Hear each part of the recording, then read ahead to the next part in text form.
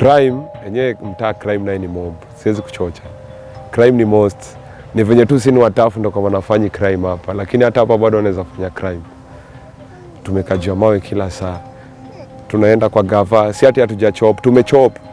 Lakini ukienda kwa gava wanakuambia oh, sijui experience nini.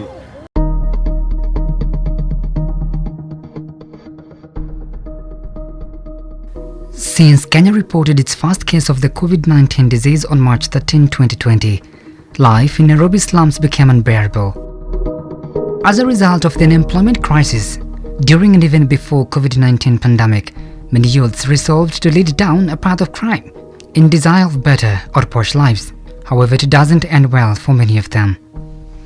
Crime has for decades remained a major scar on the peace and security landscape in Kenya. One would wonder why. But there are many reasons linked to the situation, with high rates of unemployment being the main reason. This is Kibra, the largest slum in Nairobi and the second largest urban slum in Africa.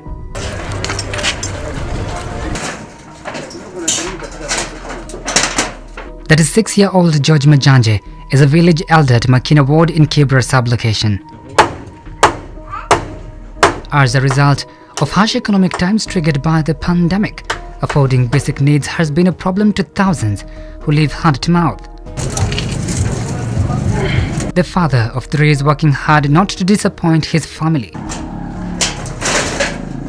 However, Majanje is a very crucial person in this area, a fact that many residents of Makina Ward might not be knowing. He has used his rare farming skills to transform many youths from crime to becoming better citizens, by creating a platform to engage in income-generating activities such as farming.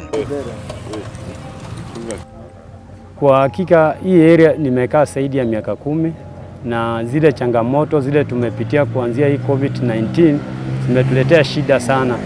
Nikaona kwa vile hii area vijana wangu wa hii area wamekuwa kisumbua sana, ikawa sasa wamewekewa wanted ya kutoka hata Nairobi, watoke Nairobi juu ya zile vitu wamekuwa wakifanya. Maybe wanaiba ama kupiga mtu. So tulikama na ideas ya kuambia wasiende nyumbani tufanye mradi. Nikawaita tukakaa chini, ile mradi tulikuwa tuanza naye ilikuwa tuweke kaosh. Tukapanga mawe ya kaosh hapa. Ikawa sasa maji hii area na stima itakuwa ngumu. So kwa hivyo tukapata idea ingine ya kupanda mboga. Sasa hii mboga tukaanza kulima na vijana wangu wamama wakijitokeza wakasema hapana, kwa vile hawa vijana wanafanya hivi, waje tuwa support. Wazee wakakuja, wakatusupport na ideas. Hata hao ndio wamekuwa wanatuletea kitu kama mbegu ya kunde tukipanda. Wamama nao wanatusaidia upande wa kunyunyizia maji. Despite his efforts being like a drop in the ocean, it has contributed a lot in the fight against crime in Kibra slum. Over 20 youths, men and women, are making a livelihood out of this farming initiative, started by Majanje about 7 months ago. Lakini na kushoniaje, hakuna chasare na nishika jembe, hatutaki zogo. Calvin is one among the youths transformed from crime. He blames the government for the surge of crime rates in the country. Unaweza kuwa na experience na una bidii. Cheki hapo ndo mali gavana anatupiga chenga, lakini crime iko most hapa mtaa. Na mimi Kenya naweza sema ni hivi, hiyo crime ita stop. Gava wako na mashamba mingi hii Kenya mzima, unacheki. Gava iko na shamba mingi sana. Kama wanaweza ambia kila youth ni aje, wewe kama wanajenga poultry, wanasema watu walime fish pond. Unajua mayouth wako na potential mingi, ni venye waje exploit hizo potential, lakini tuko bie sisi. Juu sisi tuliji-explore kivyetu, tukacheki ni aje, tunaweza anzisha hiyo mraa yetu. According to a report released by the Kenya National Bureau of Statistics on September 1st, 2020, the unemployment rate during COVID-19 pandemic has doubled to 10.4% as compared to 5.2% in March last year. As many as 1.7 million Kenyans have lost their jobs due to the coronavirus pandemic. Zipora Kibra is one of them. Tangu corona ingie, yenyewe tumeathirika vibaya sana. Kazi hakuna vile tutapata chakula tupewe watoto. Sasa tukaketi chini tukaongea, tukaona hii nafasi imelala. Tukasema wacha tukae chini Sisi wenyewe tujipange vile tutapata machembe ya kulima hapa. She was a successful businesswoman till the onset of COVID-19. Her business was paralyzed by the thunders of the pandemic, leaving her without investment. At least saa hii tuko sawa, tununui mboga, tunachuna hapa, tunatumia, imetusaidia.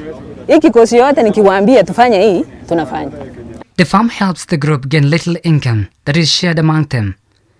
The income is, however, too little to cushion all of them. However, something done is better than a perfect nothing. As a result of water shortage in Kibra slum, accessing sufficient water, of course, to support farming activities here, it's a nightmare. A situation that forced them to travel almost a kilometer away in search of water that will support their farming activities here.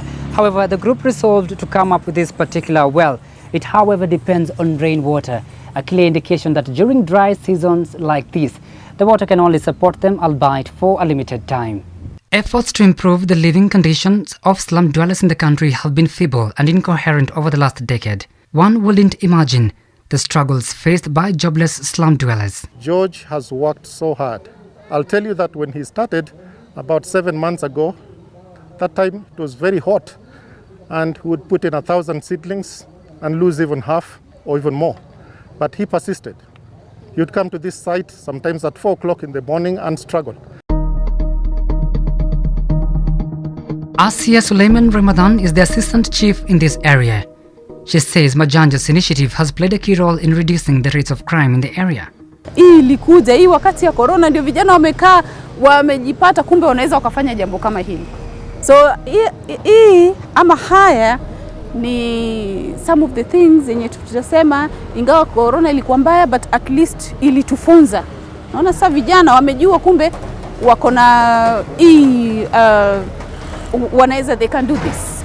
However, there is still a lot to be done to reduce crime rates in the country, and especially in informal settlements like Kibra. Saa hakuna cha sare, lazima mwagike jasho. With an unemployment crisis rocking the country hard, the number of crime incidents continue to surge daily, a situation that has seen many youth lose their life. It is only through activities like that one started by George DC that will see the lives of many youth get transformed. Truly, a journey of 1,000 miles start with a single step. Mark Kimunda for Hope TV, Nairobi.